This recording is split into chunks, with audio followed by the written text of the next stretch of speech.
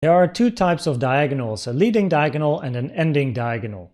A leading diagonal appears in wave A or wave 1 and starts a new structure, and an ending diagonal appears in wave C or wave 5 and ends a structure. Now what you see on the chart right now are two types of diagonals, but in both cases these can be leading diagonals. A leading diagonal can either be a 5-3-5-3-5 or all of the waves are three-wave structures. Now this is what I mean.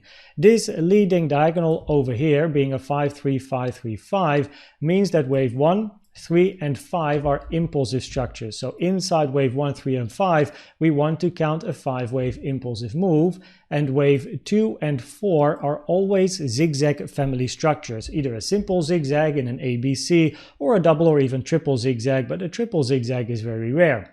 After wave 1 or A we look for a 3-wave corrective structure in 2 or B and then continuation to the upside. A leading diagonal, however, can also appear as this structure over here, where all of the waves are zigzag family structures. Wave 1, 2, 3, 4, 5, 3-wave correction to the downside and continuation to the upside. Now what is therefore important is that you always keep an eye on wave 2 and wave 4 whenever you think about a diagonal, because you have to confirm 2 and 4 as a zigzag structure. It is also recommended to only start looking for diagonals when a wave 4 is in or potentially finished, because up till that point, if you only have 3-wave structures, there is usually other scenarios that have a higher probability. Now when we think about an ending diagonal can only appear as this structure over here. So in an ending diagonal you can only have zigzag family structures in a wave 1, 2, 3, 4, 5, ending a bigger structure, expecting a much bigger retracement towards the downside.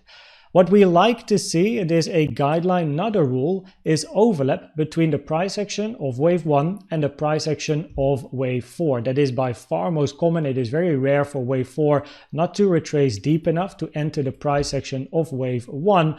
But again, it is not a rule, it is purely a guideline. Now, everything I'm going to show now on the left side can pretty much be copied in this diagonal scenario as well, right? So let's start with the fibs over here. First of all, the wave 2 retracement. Right, common target for wave 2 in a diagonal taken from the low to the high of this wave 1 is between the 0.5 and the 786 Fibonacci. The 382 remains uncommon and the 886 is rare.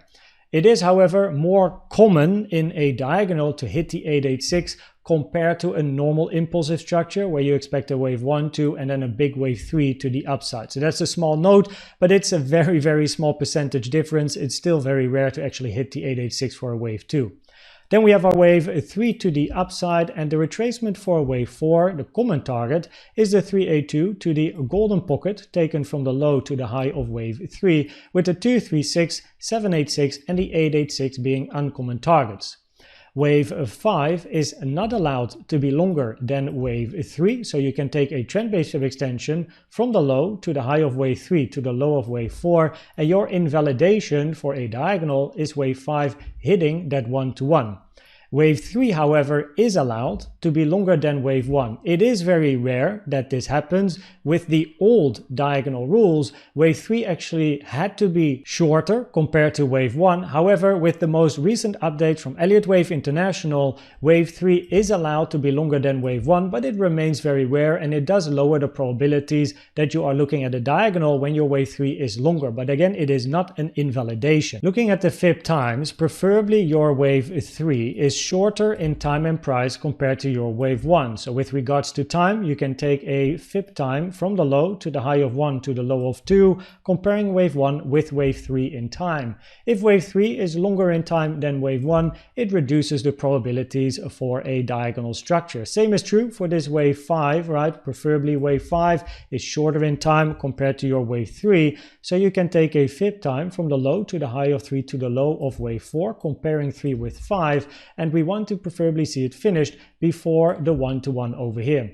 Same is actually also true for wave 2 and wave 4. Preferably your wave 4 is a little bit shorter in time compared to wave 2, which also makes sense in a way because your wave 2 should be a bigger structure in a diagonal as you're looking for a converging structure, right, where the trend lines are moving towards one another. So naturally wave 4 is shorter in price, but therefore also more likely to be shorter in time. With regards to that relationship between wave 2 and wave 4, you can also use a trick with the channel. So you can take a channel from the high of wave 1 to the high of wave 3 to the low of your wave 2.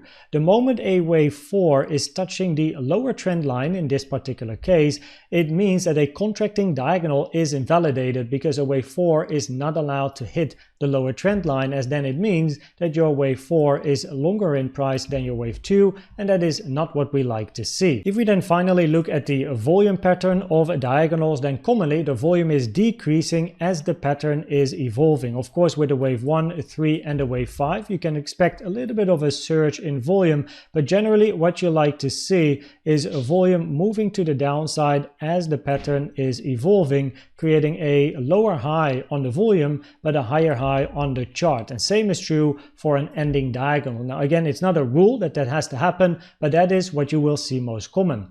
This is everything that you have to know about a leading or an ending diagonal.